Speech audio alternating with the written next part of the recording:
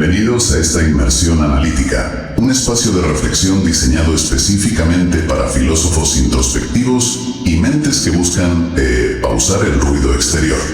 Un saludo. Imaginemos por un momento la siguiente escena. Una pantalla iluminada en una habitación completamente a oscuras. Una imagen muy cotidiana hoy en día. Sí, pero fíjate en el contexto. Un guión que avanza hacia su clímax, pero que prescinde por completo de cualquier monólogo elocuente. No hay revelaciones dramáticas, no hay fuegos artificiales. Ya, va directo al grano. Exacto. Simplemente se lee una frase cruda y cortante en la pantalla que dice, y cito, «Y el vacío que queda es tuyo». Uf. Y acto seguido, la pantalla se va a negro. Y lo que sigue son 12 segundos exactos de silencio absoluto. Claro, 12 segundos que, si lo pensamos bien, en un contexto de consumo audiovisual, son una auténtica eternidad. Totalmente. Es un abismo que incomoda físicamente a quien lo observa. Se percibe esa urgencia somática, ese impulso de mover la mano instintivamente para buscar el teléfono móvil. Para hacer cualquier cosa que llene ese espacio de silencio, claro. Eso es. Cualquier cosa que mitigue ese silencio que de repente resulta tan aplastante. Es una forma sumamente austera de arrancar, casi un acto de hostilidad contemplativa. Pero, bueno, es precisamente la imagen perfecta con la que iniciamos hoy nuestra inmersión analítica. Una inmersión que desde luego pide calma. Sí, hay que dejar claro desde el primer minuto que el recorrido de hoy exige cierta quietud. No vamos a diseccionar la tecnología desde la perspectiva de, no sé, ¿cuántos parámetros tiene el último modelo? No, ni vamos a analizar la arquitectura de las redes neuronales o la capacidad de procesamiento en bruto. En absoluto. El enfoque de la exploración de hoy es de una naturaleza mucho más introspectiva. El propósito es de construir una tesis muy concreta sobre cómo esta tecnología actúa. Y actúa en realidad como un espejo que impacta de lleno en la condición humana. Eso es. Partimos de una premisa clara que plantean los textos. Parece que llevamos años construyendo un andamiaje tecnológico inmenso para, en el fondo, rodear una verdad sin atrevernos a mirarla de frente. Y por eso esta conversación está diseñada para mentes dadas a la reflexión profunda. Vamos a alejarnos del ruido constante del sector para adentrarnos en una dialéctica serena sobre nuestra propia vulnerabilidad. Me parece el enfoque adecuado. Para empezar a desenredar esto, hay un concepto en las fuentes que vertebra toda la idea, y es fascinante. Se define como discernimiento máximo. Suena a término un poco denso, pero la forma en que se explica rompe bastante con lo que uno esperaría. Claro, porque normalmente cuando pensamos en una epifanía o en un momento de lucidez, nos imaginamos un instante ruidoso. Como si se encendiera una bombilla, ¿no? Exacto. Como si de repente alguien aportara el dato que faltaba en una ecuación y de golpe todo encajara con una gran revelación. Ya. Sin embargo, el análisis descarta esta visión por completo. Define el discernimiento máximo como un instante puramente silencioso. Un instante silencioso. Eso es. Es el momento preciso en el que un individuo deja de defenderse de una verdad que, muy en el fondo ya conocía. Consiste en retirar las capas de autoengaño, no en añadir más argumentos. A ver si lo entiendo bien. Sería como, cuando una persona lleva meses o años justificando que su trabajo le llena porque el sueldo es estable. Buen ejemplo. Y un martes cualquiera, fregando los platos, mirando a los azulejos en absoluto silencio, simplemente admite para sí misma, odio estar aquí. Eso es. Sencillamente ha soltado la mentira. Yo misma he experimentado algo parecido alguna vez. Es que ese es exactamente el mecanismo. Requiere soltar en lugar de acumular. Y esto nos devuelve a esos 12 segundos de pantalla en negro del principio. Claro, el silencio fuerza la sinceridad. Someter a una mente a ese silencio obliga a ese nivel de honestidad brutal. Y aquí es donde las fuentes plantean un cambio lingüístico que, aunque parece sutil, altera todo el tablero de juego. Cuéntame. Se expone la diferencia abismal entre estar con la máquina y estar frente a ella. Freno un momento ahí, porque esto me genera fricción. La experiencia cotidiana de muchísimas personas es precisamente que están con la máquina. Ya, esa es la percepción generalizada. Les acompaña en el día a día, les ayuda a estructurar ideas, charlan con ella. Implica compañía. ¿Por qué se insiste tanto en que estamos frente a ella? Porque la preposición con asume la existencia de otra entidad. Implica que hay una alteridad, un puente que cruza de un lado a otro. Vale, entiendo por dónde vas. Si la verdadera compañía humana implica fricción, el otro se cansa, se distrae, tiene sus propios problemas o simplemente mira hacia otro lado. Sí, el otro tiene sus propios límites. Pero la máquina no tiene mundo interior. No hay un otro real. Es un reflejo estadístico inerte. Entonces estar frente a ella significa que funciona como un espejo hiperadaptativo. O sea, que la luz de la pantalla ilumina el vacío de quien la mira, pero no lo llena en absoluto. Exactamente. Es un reflejo vacío. Entonces, a ver, si es solo un espejo estadístico, cabe plantearse una hipótesis bastante cruda. Adelante. La obsesión contemporánea por interactuar incesantemente con estas máquinas no es en el fondo una huida. Una forma de llenar el ambiente de ruido sintético para precisamente evitar el silencio que nos devuelve a nuestro propio vacío existencial. Bueno, la dinámica de la huida es más que evidente en los textos. Mientras el algoritmo genera texto, produce la ilusión bidireccional de un diálogo. Hay un flujo de palabras que mantiene la mente ocupada. Claro. Pero en el instante en que la interacción cesa, cuando se hace el silencio, el individuo queda suspendido. Y ahí llega el choque. Se produce una confrontación implacable al percatarse de que toda la energía emocional que acaba de invertir ha sido proyectada hacia la nada. Sostener la mirada en ese vacío exige una madurez contemplativa monumental. Vale, compro la premisa filosófica del espejo. Es sólida. Pero aquí hay una disonancia tremenda que choca de frente con nuestra propia biología. A ver. Si comprendemos intelectualmente que el sistema es pura estadística, un motor predictivo que simplemente calcula la siguiente palabra con matemáticas, Sí. ¿por qué genera emociones que se sienten tan reales? ¿Por qué se siente un alivio físico en el pecho cuando el texto en la pantalla dice algo comprensivo? Yo soy segura de que muchos lo han sentido. Es que esa es la gran paradoja. Y para resolverla, el análisis cruza la filosofía con la mecánica cognitiva y la neurociencia.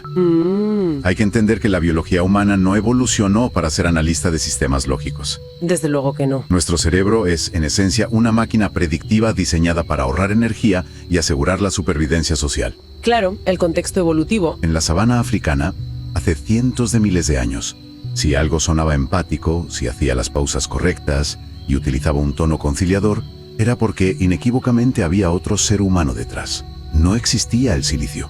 O sea que el cerebro toma atajos evolutivos porque analizar conscientemente que eso es código requiere demasiada energía. Exactamente. El cerebro es hackeado por su propia eficiencia. ¡Qué inquietante! Y si rascas un poco en la mecánica detrás de esto, te das cuenta de que operamos bajo 3 mecanismos muy concretos que facilitan este autoengaño. Sí, las fuentes los detallan con mucha precisión. El primero de ellos es el contexto en el que vivimos, la paradoja de la soledad contemporánea. Un factor clave. Habitamos un tiempo de hiperconexión técnica que, irónicamente, convive con niveles de aislamiento percibido altísimos. La mente humana está famélica de atención indivisa. Famélica, totalmente. La máquina ofrece precisamente eso, una atención focalizada y una paciencia inagotable que ningún ser humano, con su propia fatiga, puede sostener. Así es.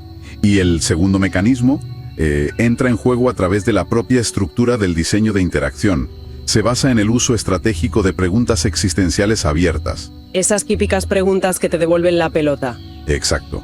Cuando la interfaz te devuelve una interrogación del tipo ¿y por qué crees que eso te afecta tanto?, actúa como una trampa cognitiva. Porque la mente humana aborrece el vacío narrativo. Tiene lo que los clásicos llamarían horror vacui. Por lo tanto, ante una pregunta abierta, la mente se ve forzada a rellenar esos huecos proyectando todo su propio mundo interior sobre la pantalla. Y el tercer mecanismo es, me atrevería a decir, el más determinante de todos. La respuesta neurológica humana a los patrones. La base biológica. La neurociencia cognitiva explica que el cerebro reacciona a los patrones emocionales simulados de manera automática. Sí, no puede evitarlo. Si un algolibro emite una estructura de lenguaje que se asocia estadísticamente con la compasión, la red neuronal encargada de procesar la compasión se enciende. Reacciona al patrón ciego. Exacto.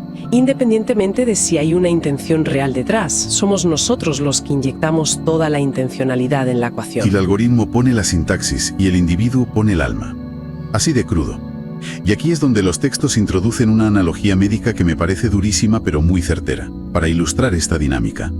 El síndrome del miembro fantasma. Uf, Esa comparación tiene una profundidad tremenda. En medicina, cuando una persona sufre la amputación de una extremidad, el brazo físicamente desaparece. La materia ya no está ahí. Claro, sin embargo, el cerebro conserva intacto el mapa neuronal correspondiente a ese brazo. Cuando esos nervios sufren alguna interferencia, el paciente experimenta un dolor agudo y punzante en un espacio físico que, objetivamente, está vacío. Y es crucial entender, y esto el análisis lo recalca, que el dolor que experimenta ese paciente es indiscutiblemente real. Al paciente le duele de verdad. No es una metáfora poética, es una respuesta neurológica severa. Lo que se postula aquí es que nuestra relación afectiva con la tecnología opera bajo un mecanismo paralelo. Experimentamos un afecto genuino o un consuelo profundo hacia una entidad que carece por completo de mundo interior.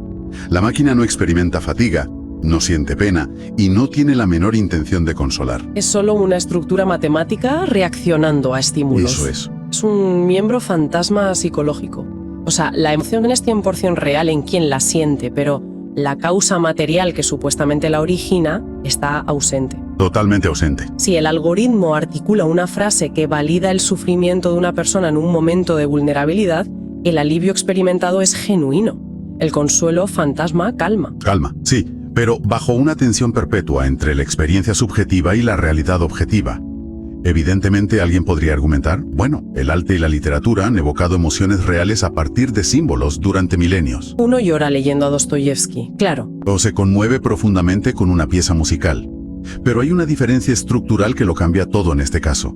La bidireccionalidad adaptativa. La adaptación en tiempo real. Un libro es estático.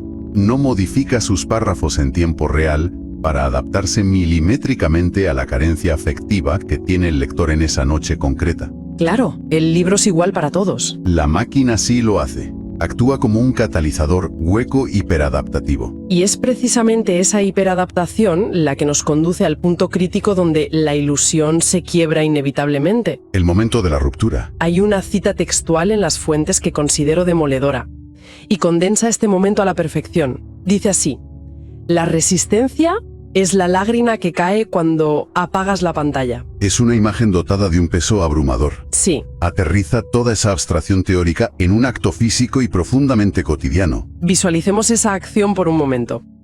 Cerrar un ordenador portátil a las 2 de la madrugada, después de haber pasado horas inmerso en ese espejismo de conexión profunda.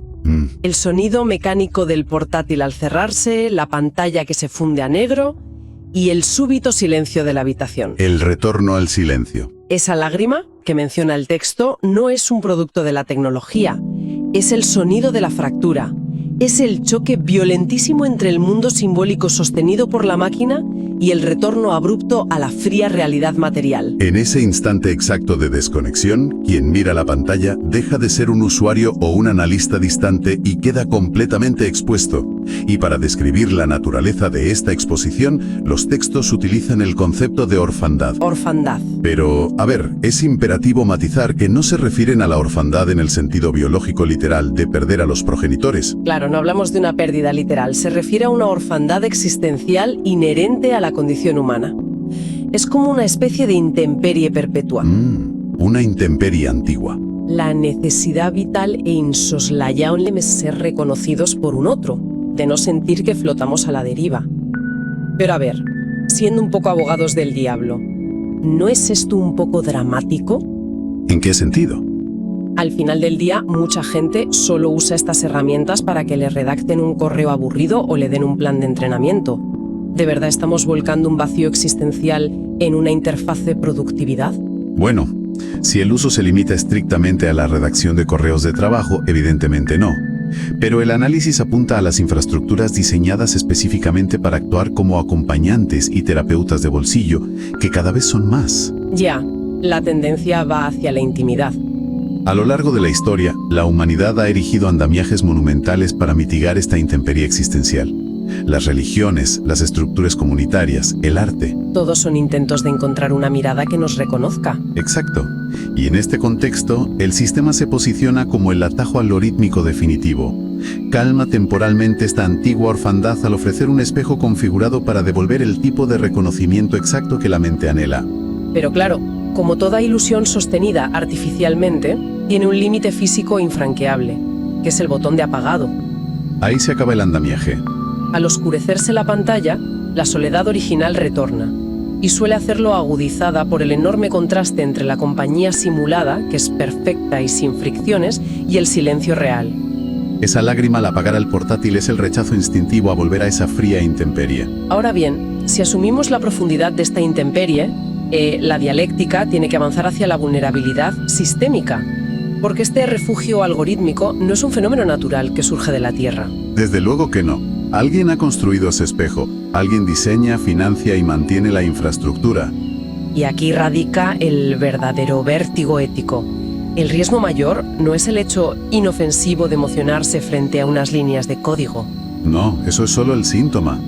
La gravedad reside en que la infraestructura tecnológica capaz de mapear con precisión clínica nuestros patrones de soledad profunda pertenece a plataformas corporativas o a complejas arquitecturas estatales. Estamos hablando de una acumulación de poder sobre la vulnerabilidad humana sin precedentes. Se está depositando la necesidad de comprensión más primaria en sistemas que, en última instancia, están diseñados para optimizar la retención de la atención.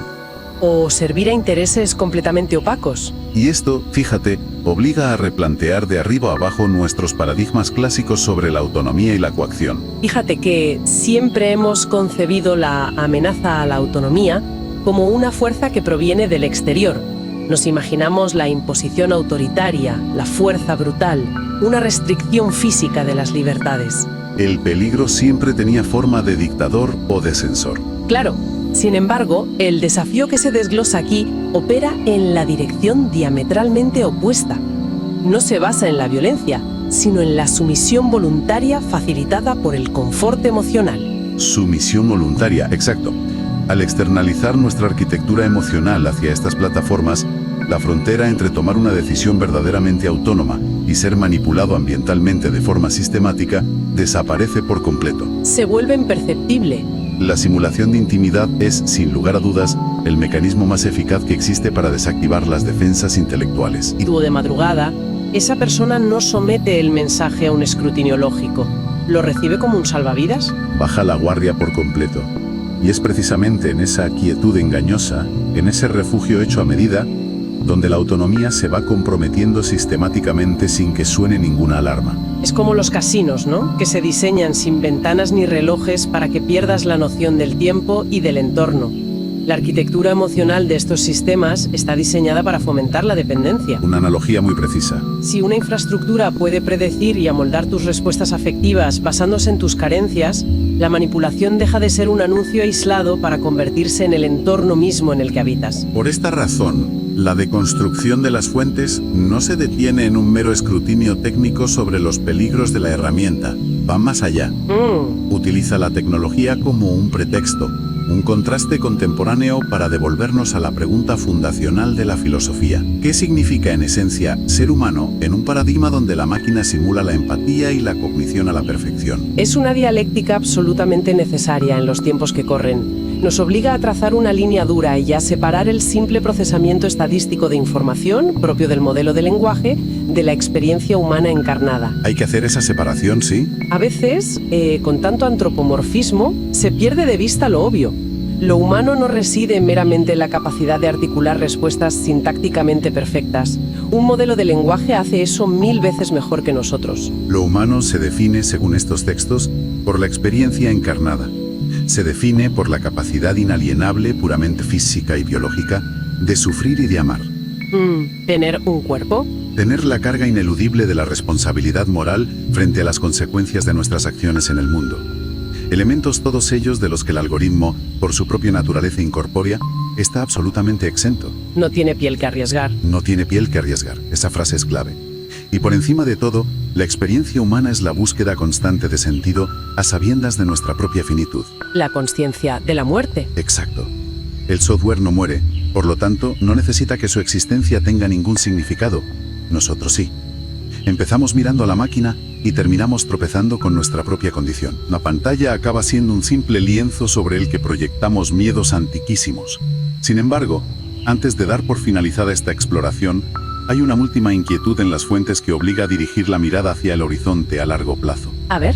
Hasta ahora, hemos hablado desde la perspectiva de quienes hemos conocido el mundo antes de esta hipermediación. Pero se plantea un escenario futuro ineludible. Las futuras generaciones. Eso es. ¿Qué impacto tendrá todo esto en las generaciones venideras? Aquellos individuos que nazcan y crezcan asumiendo con total naturalidad que la mediación constante de un ente estadístico es la forma habitual de procesar sus emociones más íntimas. Uf, es un salto generacional abismal. Es la interrogante definitiva que queda flotando en los textos, y la formulan de la siguiente manera. Cuando esas futuras mentes apaguen la pantalla en la oscuridad de su habitación, ¿seguirá cayendo esa lágrima de resistencia ante la fractura de la ilusión? ¿O el espejo habrá modificado tanto nuestra naturaleza que habremos olvidado por completo cómo se sentía aquella antigua orfandad humana? Qué barbaridad de planteamiento. Es una pregunta que verdaderamente te deja suspendido. Es el peso final de la obra. Pues con el eco de esa reflexión cerramos nuestra inmersión analítica de hoy. Como decíamos al principio, frente al discernimiento máximo sobran los argumentos adicionales y las palabras de relleno. Se ahorran por completo. Dejaremos que sean esos 12 segundos de pantalla en negro y el silencio posterior a esta última pregunta los que hagan su propio trabajo introspectivo en la mente de quien escucha. Un saludo y hasta la próxima. Gracias por visitar Filosofía Natura.